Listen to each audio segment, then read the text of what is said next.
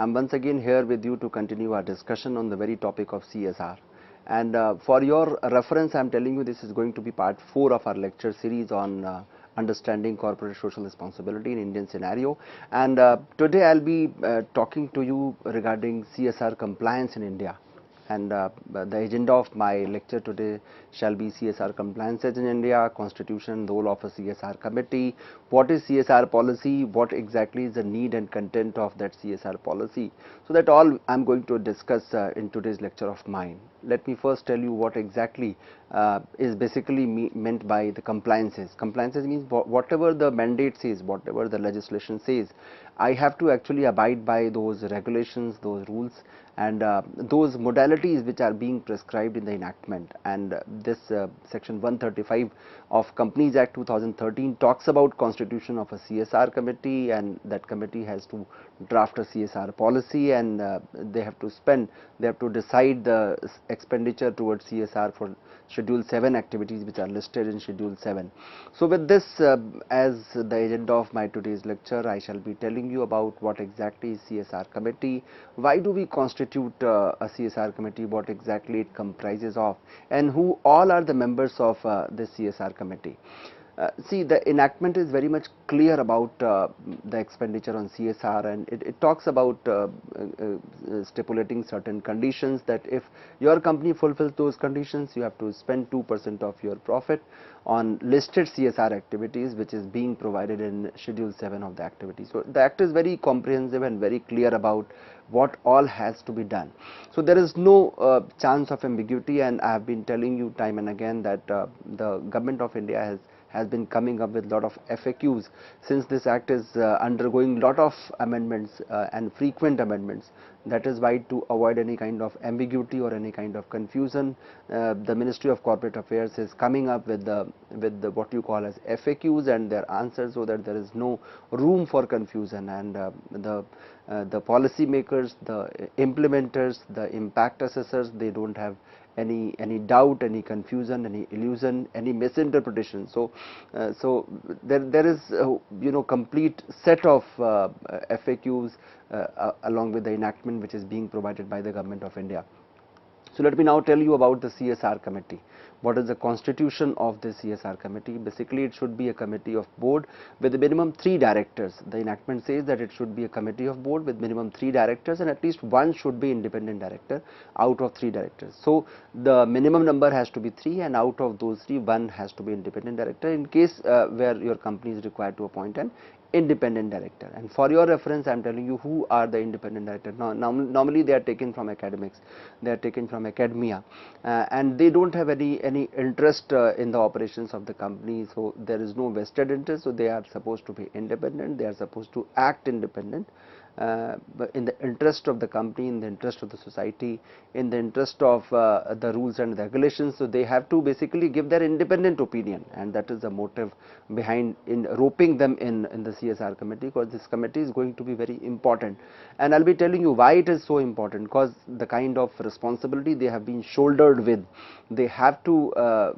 they become very significant in this entire process, and they have to be very meticulous in implementing. So if your CSR committee is proper, if its composition is proper, and you have somebody who is having independent opinion about the activities, then of course the company is going to achieve the desired goal. Because the motive behind prescribing this 2% of expenditure of your profit on listed CSR activities, basically trying to create a world where we are finding a better world to live, and whatever we have inherited from our ancestors, at least we are leaving the same for our coming generations. So that is the motive, and we are trying to create a sustainable working environment, a sustainable development all across the country. So if we talk about the constitution of CSR committee, there are different types of companies, say for listed company, unlisted company, private debt listed companies, unlisted private companies, and deemed public company. So the composition is more or less the same, that you have to have at least 3 members in your CSR committee. But if I talk about listed company, I would say 3 or more directors with minimum 1 independent director for listed company. Those who are unlisted company, for them it is 3 or more directors with minimum 1 independent directors if it is required. So there is some liberty as compared to the listed company. In case of listed company, you have to have 3 directors with minimum 1 independent director. So this is the minimum number. The with regard to the composition of your work and the kind of extent of work you are dealing with, your company is dealing with, you may increase the number of members in your committee. But yes, of course, the minimum number is 3. It is decided. For unlisted company, I have told you that the composition is the same, but for independent directors, it is as per the requirement. For private debt listed company, 3 or more directors are there. There is no stipulation for roping in the independent directors for that and appointing independent directors for that. For unlisted private companies, 3 or more directors. If company has 3 directors, can be limited to 2 members also. So it depends. Suppose if your entire board is of 3 members only, then of course there is a liberty that you can constitute your CSR committee with a limited number of, with a minimum number of 2 also. For deemed public company, the structure remains unchanged, same as in case of private companies. Whatever is in case of private company, the same is applicable for deemed public company also. So when I say, my dear learners, that we have to have at least 3 members in our CSR committee, the act is broadly speaking, it stipulates for all types of companies the number to be 3 only, except one exception, and that exception is in case your company is unlisted private company and you have suppose only 3 directors, so the entire board is not supposed to come into CSR committee. Otherwise there is a role of approval also, that whatever you as CSR committee recommend, that has to be approved by the board of directors. So you all are, whatever we all are, suppose we all 3 are members, and the board also comprises of 3 members also. So whatever we all are proposing, the same is going to be approved by we all 3 only. So to avoid that kind of ambiguity, that this provision must have been given. This is what I could interpret from this legislation as a keen learner of CSR and its composition and all that. So there is a clarification and requirement of constitution of committee. Some people say that committee is not constituted or reconstituted every year. So some people say that, are we supposed to constitute this committee every year? Committees, remember, it is not constituted or reconstituted every year. There is no clear mention about this, that whether you should constitute committee every year or you should reconstitute committee every year. Enactment is silent for that. The applicability of CSR has to be seen on annual basis based on the figures of immediately preceding financial year. If your company is fulfilling those 3 criteria, then of course you have to constitute a CSR committee. For example, if I say a company has a CSR committee, but the applicability of CSR provisions, it keeps fluctuating. So whether company is required to have a CSR committee even when the CSR provisions are not applicable during the financial year, that is a question. That do we need to have a CSR committee even if my company is not fulfilling that criteria? So for that we need to refer to the provisions of section 135 subsection 1, which clearly indicates that every company having net worth of rupees 500 crore or more, or turnover of rupees 1000 crore or more, or a net profit of rupees 5 crore or more during immediately preceding financial year, they are supposed to constitute a CSR committee of the board consisting of 3 or more directors, out of which at least 1 director shall be an independent director. So the act, the section 135 itself is stipulating that you have to constitute a CSR committee if you are fulfilling those conditions. Now, if I look at this provision pursuant to the said provisions, the applicability of constitution of the CSR committee comes along with the CSR provisions. So the section 135 itself is telling you, if you are fulfilling these conditions, the first and the foremost step is that you should have a CSR committee to decide to actually spend the 2% of your profit on listed CSR activity. So if you ask me, sir, what to do if in certain years I don't fulfill those, my company doesn't fulfill those conditions, and earlier we have been fulfilling. So if in any financial year your CSR spending is not required, or the spending obligation is up to rupees 50 lakh, the constitution of committee is also not mandatory. This is basically mentioned in section 135 subsection 9, which says that if your company, if spending is not required, then constitution of this committee is also not mandatory. this committee, the constitution of committee comes with the condition that if you are fulfilling those conditions of net worth, net profit and sales, then of course you have to constitute a committee, CSR committee, and if you are not fulfilling those criteria, then of course it is not mandatory as far as section 135 subsection 9 is concerned. So practically the company does not have to constitute or reconstitute the committee every year. Once you have constituted, if you fulfill those conditions, of course your committee is there. If you don't fulfill, there is no need to have a committee. So in the year where CSR is not applicable, the committee may remain inactive or what you call as dormant. That your committee is there, but committee is aware of it that in this very financial year my company did not fulfill those criteria, so we are not supposed to spend 2% of our profit on CSR activities. But practically speaking, my dear learners, let me tell you why CSR committee is not supposed to remain inactive. Practically they are never inactive or dormant. The reason is there are certain companies in India who have been spending a huge amount on CSR activities well before this enactment came. They have been working for the cause of society, for the welfare of society, and even still, if we talk about the enactment, in the light of enactment, they are spending much ahead of what this 2% of the mandate is speaking about. It says that you have to spend 2% of your profit on listed CSR activities, but these companies, those companies, they are spending more than 2%. So we have been observing that there are certain companies which did not or does not fulfill those criteria to be called for spending on 2% of their profit on CSR activities, but still their activities are going on in a spontaneous manner. So whatever projects they have started in the previous year, in the current year also they continue with the same, whether they fulfill those any of those three conditions or not, which section 135 prescribes. So if you ask me that, sir, in the year where CSR is not applicable, what to do, what about the committee? The committee may remain inactive. If company is strictly having this kind of idea that I will not be spending any amount if I don't have to, I don't fulfill those conditions, then of course their committee shall be there, but that committee will remain inactive, right?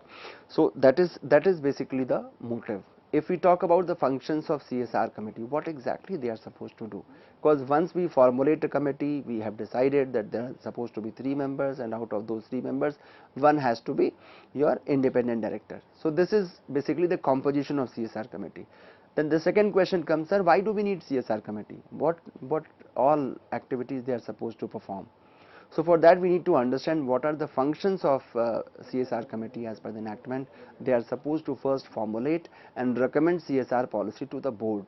So suppose we have constituted a CSR committee, what is their first and foremost step after taking in the charge of this CSR committee? They are supposed to formulate and recommend CSR policy to the board.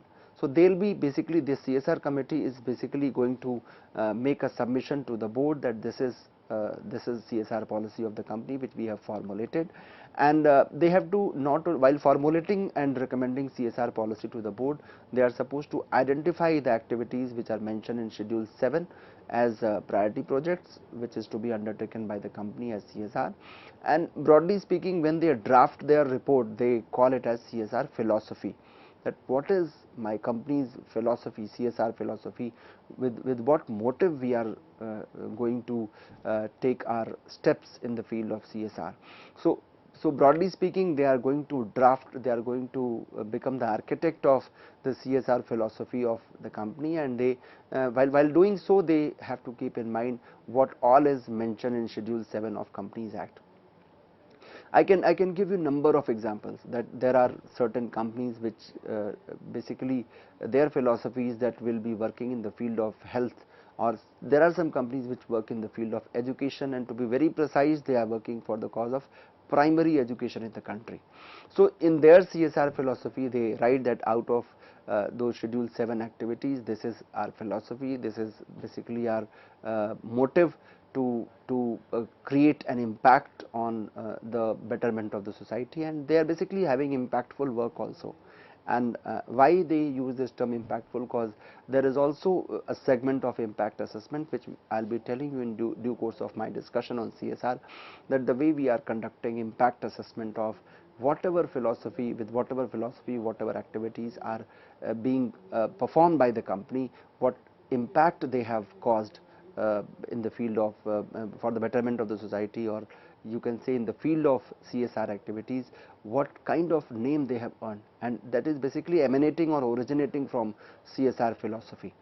So this committee is supposed to formulate and recommend CSR policy to the board, and while doing so they have to identify the activities which is mentioned in Schedule 7, what we call as listed activities. So I have given you an example that suppose some company is willing to work in the field of education, then of course their philosophy will be drafted around that area that they are working for the betterment of education. Some companies are working for environment, some companies are working for health, and some companies are working for different segment, more than one segment also they can take up. That see, we will be working for this also. Some companies they are working for the betterment of higher education also. They are contributing to the Indian Institute of Management, Indian Institute of Sciences. Since I am talking about the Indian CSR policy and Indian enactment regarding CSR, I am just giving an example of Indian scenario, that those higher educational institutions, even they are getting support from these corporate entities which are spending 2% of their profit on listed CSR activities. After formulating, they are supposed to recommend the amount of expenditure which is to be incurred on CSR every year. They have to decide, while formulating they decide everything, that these will be, this is our philosophy, these will be activities, and then they will be recommending the amount of expenditure to be incurred on CSR every year. And not only that, after recommending that to the board, suppose board approves and then work is implemented, they have to review the status of expenditure also which is being incurred on CSR activities last year. So whatever they have formulated this year, they have all the right to review the status of expenditure incurred on CSR activities last year. So in totality, if you ask me, I would say that the CSR committee is going to act as a what you call as a guardian of this entire activity. They have to caution the company that, see, this is our philosophy, and they are supposed to act in letter and spirit whatever is being enacted in the enactment, and accordingly they have to draft, they have to implement, not only draft but they have to implement the CSR policy of the company. So they are basically entrusted with the responsibility of drafting and crafting the CSR policy and philosophy of the company.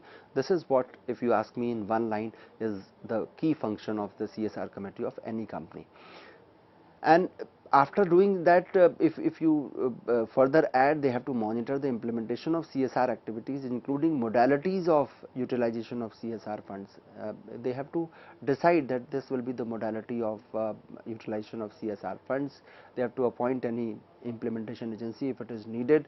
They may appoint some implementation agency. Suppose if company is not in a position to perform all activities, they may appoint any implementing agency or trust for carrying out such activities, including review and monitoring. Even for impact assessment, they may hire certain independent agencies. I will be telling you what is the eligibility criteria of those agencies which are conducting this kind of impact assessment. So the CSR committee is basically not only supposed to draft and craft the philosophy, but also tell step by step that what exactly the company is supposed to do with regard to monitoring the implementation of CSR activities, to whom to appoint as an agency or trust for carrying out CSR activities, and then they have to approve and recommend CSR report to be annexed to the annual report. Whatever they have done, that entire summary of those activities, it comes to the annual report of the company. When we read the annual report of any corporate entity, we find a segment of their CSR activities as a part of mandatory disclosures. When I was telling you about the different types of disclosures in annual reports, we had a discussion on mandatory disclosure and voluntary disclosure. So it is one of the mandatory disclosure. Why do we categorize it under the head of mandatory disclosure? Because it is coming from the mandate of Companies Act 2013. So they have to approve and recommend CSR report to be annexed to the annual report, and they are basically giving you the idea that whatever activities we have performed, they are reporting it. So they have to approve and recommend CSR report to be annexed to the annual report. So in nutshell, if you ask me what is the role of CSR committee, I would say I would once again let you recapitulate what is there into CSR committee. So starting from drafting and crafting the CSR philosophy of the company, they have to decide that on what all activities company is going to spend money, and then what should be the amount which is to be spent, whether company will be undertaking this entire CSR activities, or they shall be appointing some independent agencies or trust or any NGO or any other entity. And then after that they have to evaluate, they have to take a stock of whatever has happened, whether the CSR policy or philosophy of the company is implemented in that true spirit or not. And then of course the impact assessment is to be done, and the previous year activities, whatever amount was stipulated, whether that has been spent or not. So you can say that CSR committee is solely responsible for whatever is happening on account of CSR activities in the company, and they are supposed to act as an enabler to the CSR implementation in the company. And while doing so, they are supposed to do the compliance of the relevant legislation, that is Companies Act 2013, and to be very specific, section 135 of Companies Act. Now there are certain questions on CSR committee which very often come to me from my learners. So I just thought it very appropriate to tell you here that what are those questions. Like suppose there is a very pertinent question: how often does the CSR committee have to meet in a year? Some students are having a question: sir, is there any mandate that they have to meet once in a year, twice in a year, or every month they have to meet, or fortnightly they have to meet, or weekly they have to meet?